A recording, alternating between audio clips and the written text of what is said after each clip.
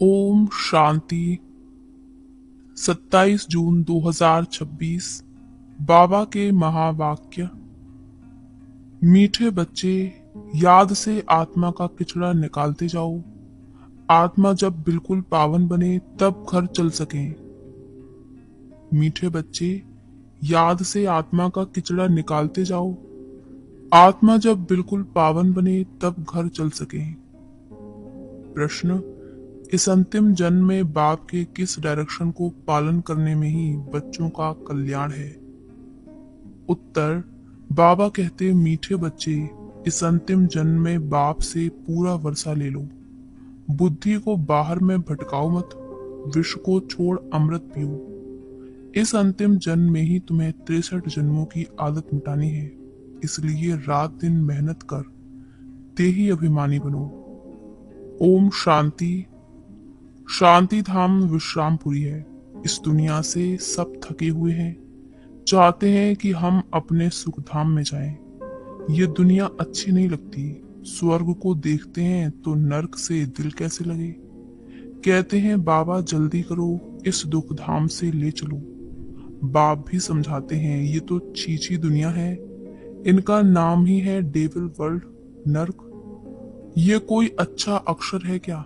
कहाँ DT world, कहाँ devil world. इस डेविल वर्ल्ड में सब तंग हो गए हैं, परंतु वापस कोई जा नहीं सकते। तमो प्रधानता की खाद पड़ी हुई है। वह खाद आत्मा से निकले, उसके लिए पुरुषार्थ कर रहे हैं। जो अच्छे पुरुषार्थी हैं उनकी अवस्था पिछाड़ी में अच्छी हो जाएगी। ये पुरानी दुनिया खलास हो जाएगी। अब तो बाकी थोड़े रोज हैं। जब तक बाप आकर वापस न ले जाए तब तक कोई वापस जा नहीं सकते। दुनिया में दुख है ना, घर में भी कोई ना कोई दुख रहता है। तुम बच्चों की दिल में है बाबा अब हमें दुखों से छुड़ाने आए हैं। जो अच्छे निश्चय बुद्धि हैं वह बाप की याद को कभी भूलते नहीं। उनको कहा ही जाता है सर्व का दुख हरता। बच्चे ही पहचानते हैं। अगर सब पहचान लें तो फिर इतने सब मनुष्य कहाँ आकर बैठे। यह हो न सके। इसलिए ड्रामा में युक्ति भी ऐसी रची हुई है। जो श्रीमत पर चलते हैं वही ऊंच पद पा सकते हैं। वह तो ठीक है, सजाएं खाकर भी शांति धाम अथवा पावन दुनिया में जाएंगे, परंतु ऊंच पद पाने के लिए तो पुरुषार्थ करना पड़े ना। दूसरा पावन बनने बगैर पावन दुनिया में कोई जा न सके। ये जो कहते हैं कि फलाना ज्योति ज्योत समाया वापस गया, ये हो नहीं सकता। जो पहले पहले सृष्टि पर आए हैं लक्ष्मी नारायण, वह भी वापस जा नहीं सकते, तो और कोई कैसे जा सकते हैं?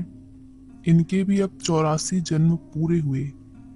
अब जाने के लिए तपस्या कर रहे हैं। सब पुकारते ही हैं एक बाप को, ओ गॉड फादर, ओ लिबरेटर।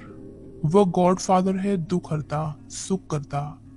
कृष्ण आदि और किसको थोड़े ही पुकारते हैं।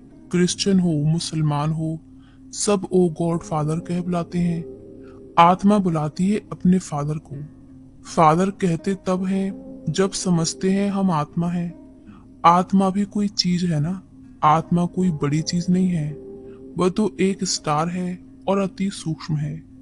जैसे बाबा है वैसे ही आत्मा का स्वरूप है। अब तुम बाप की महिमा करते हो। वह सत्य चित है, ज्ञान का सागर, आनंद का सागर है। तुम्हारी आत्मा भी उनके समान बनती है। तुम्हारी बुद्धि में अब सारे सृष्टि के आदि मध्य अंत का ज्ञान आ गया है, और कोई मनुष्य मात्र में यह ज्ञान नहीं है। सारा भारत, सारी विलायत ढूंढ लो, कोई को भी पता नहीं। आत्मा 84 जन्मों का पाठ बजाती है। 84 लाख तो इम्पॉसिबल है। 84 लाख जन्मों का तो कोई वर्णन ही न कर सके। बाप कहते हैं तुम अपने जन्मों को नहीं जानते हो। वह सब सुनते हुए भी पत्थर बुद्धि समझते नहीं कि 84 लाख जन्म हो तो कोई सुना ही कैसे सकते। अभी तुम जानते हो हम ब्राह्मण हैं, हमने 84 जन्म लिए हैं। ब्रह्मा ने भी 84 जन्म लिए हैं, विष्णु ने भी 84 जन्म लिए हैं। ब्रह्मा सो विष्णु, विष्णु सो ब्रह्मा। लक्ष्मी नारायण ही 84 जन्म ले फिर ब्रह्मा सरस्वती बनते हैं। ये भी समझने की बात है ना। बाप कहते हैं हर 5000 वर्ष बाद आकर समझाता हूँ। 5000 वर्ष का चक्र है। अभी तुमने वर्णों का राज भी समझा है, हमसो का अर्थ भी समझा है। हम आत्मा सो देवता बनते हैं, फिर हम सो क्षत्रिय, हम सो वैश्य शूद्र बनते हैं। इतने इतने जन्म लेते हैं, फिर हम सो ब्राह्मण बनते हैं। ब्राह्मणों का ये एक जन्म है, यह है ही तुम्हारा हीरे जैसा जन्म। बाप कहते हैं ये तुम्हारा उत्तम शरीर है, इससे तुम स्वर्ग का वर्षा पा सकते हो। इसलिए अब और कोई तरफ भटको मत। ज्ञान अमृत पियो। समझ में भी आता है बरोबर 84 जन्म लेते हैं। तुम पहले सतयुग में सतो प्रधान थे, फिर सतो बने, फिर चांदी की खाद पड़ी। एकदम पूरा हिसाब बताते हैं। अब गवर्नमेंट भी कहती है सोने में खाद अलाय मिलाओ। 14 कैरेट सोना पहनो। सोने में खाद डालना ये भारतवासी अपशगुन समझते हैं। शादी कराते हैं तो एकदम सच्चा सोना पहनते हैं। सोने पर भी भारतवासियों का बहुत प्यार है। क्यों? भारत की बात मत पूछो। सतयुग में तो सोने के महल थे, सोने की ईंटें थीं। जैसे यहाँ ईंटों की ढेरी लगी रहती है, वहां सोने चांदी की ढेरी रहती है। माया मच्छंदर का खेल दिखाते हैं। उसने सोने की ईंटें देखी, सोचा ले जाता हूँ। नीचे उतरा तो देखा तो कुछ भी नहीं है। कुछ ना कुछ बात लगती है। बच्चियां समझती हैं अभी हम फिर से स्वर्ग में जाते हैं। फिर अगर पति आदि तंग करते हैं तो बेचारी अंदर में रोती हैं, कब हम सुखधाम में जाएंगे। बाबा अब जल्दी करो। बाप कहते हैं बच्चे जल्दी कैसे करूं, पहले तुम योग बल से अपना किचला तो निकालो। योग की यात्रा पर रहो। बाप धीरज देते हैं। पुकारते भी हो हे पतित पावन आओ। गाते भी हैं सर्व का सदगति दाता एक। यहाँ की ही बात है। अकासुर बकासुर ये सब बातें इस संगम समय की हैं। यह है ही आसुरी दुनिया। तो बाप समझाते हैं मैं कल्प कल्प संगम पर आता हूँ, जब सारा झाड़ जड़ जड़ी भूत अवस्था को पाता है। तुम जानते हो सतयुग में हर चीज सतो प्रधान होती है। यहाँ इतने पंछी जानवर आदि हैं, ये सब इतने वहां नहीं होंगे। बड़े आदमियों के पास अच्छी सफाई रहती है। उन्हों के रहने का स्थान फर्नीचर आदि बहुत अच्छा होता है। तुम भी इतने ऊंच देवताएं बनते हो, वहां ऐसी कोई छीछी चीज रह न सके। यहाँ तो मच्छर आदि अनेक प्रकार की बीमारियां, कितनी गंदगी रहती है। गांवों में इतना गंद नहीं रहता। बड़े बड़े शहरों में बहुत गंदगी रहती है, क्योंकि बहुत मनुष्य हो गए हैं, रहने की जगह नहीं है। तुम सारे विश्व के मालिक बनते हो। मनुष्य गाते हैं घट ही में ब्रह्मा, घट ही में विष्णु, घट ही में 9 लाख तारे। ब्रह्मा सो विष्णु बन जाते हैं, विष्णु के साथ सितारे भी हैं। सतयुग में ये देवता बनते हैं तो इतने थोड़े ही होते हैं। झाड़ पहले छोटा होता है, फिर वृद्धि को पाता है। सतयुग में तो बहुत थोड़े होंगे। मीठी नदियों के ऊपर रहते हैं। यहाँ नदियों से बहुत कैनाल्स निकालते हैं, वहां कैनाल्स आदि थोड़े होते हैं। मुट्ठी जितने तो मनुष्य होते हैं, इतने के लिए गंगा जमुना तो है ही, उन नदियों के ही आसपास रहते हैं। 5 तत्व भी देवताओं के गुलाम बन जाते हैं। कभी भी बेकायदे बरसात नहीं पड़ती, कभी नदी उछल नहीं खाती। नाम ही है स्वर्ग, तो फिर क्या। अब कहते हैं स्वर्ग की आयु उतने लाख वर्ष है। अच्छा भला वहां कौन राज्य करते थे, ये तो बताओ। कितने गपोड़े लगाते रहते हैं। तुम जानते हो हम कल पहले मुआफे किए पाठ बजा रहे हैं।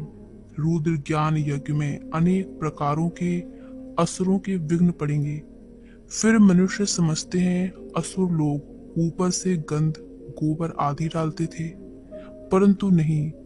तुम देखते हो कितने विघ्न पड़ते हैं। अबलाओं पर अत्याचार होते हैं, तब तो पाप का घड़ा भरेगा। बाप कहते हैं थोड़ा सहन करना पड़ेगा। तुम अपने बाप और वर्षे को याद करते रहो। मार खाने समय भी बुद्धि में याद करो।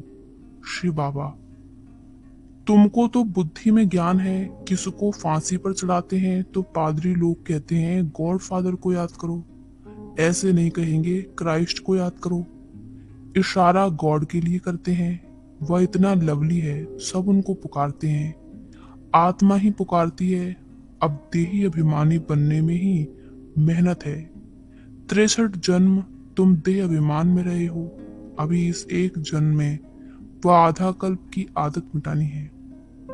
तुम जानते हो देही अभिमानी बनने से हम स्वर्ग के मालिक बन जाएंगे।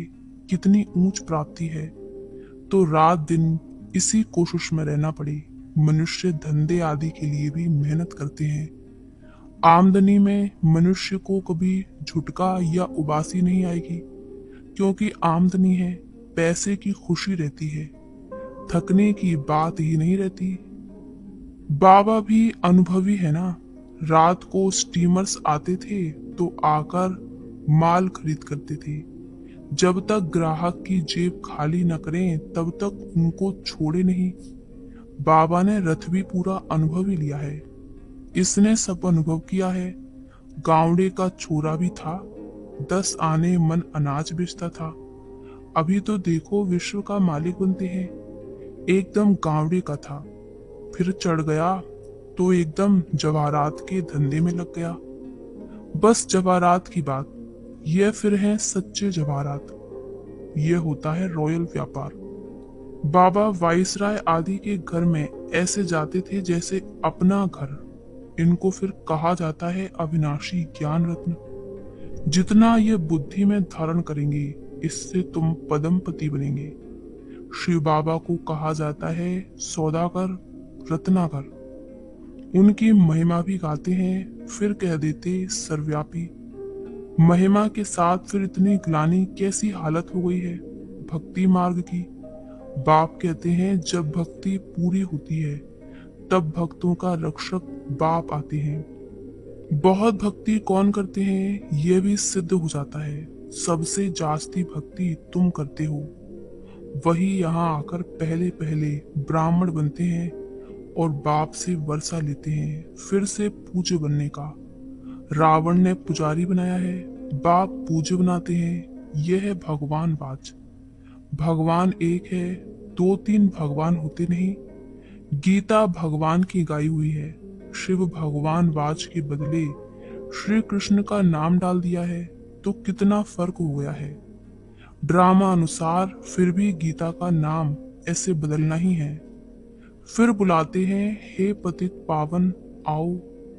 बाप पावन बनाते हैं, रावण पतित बनाते हैं। तो समझने की कितनी बुद्धि चाहिए।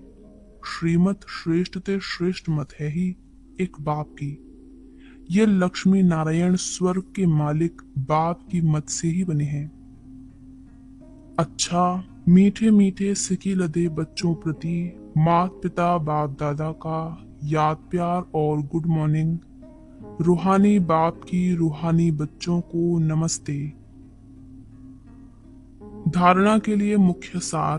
पहला, इस एक जन्म में 63 जन्मों के पुराने देह अभिमान की आदत मिटाने की मेहनत करनी है।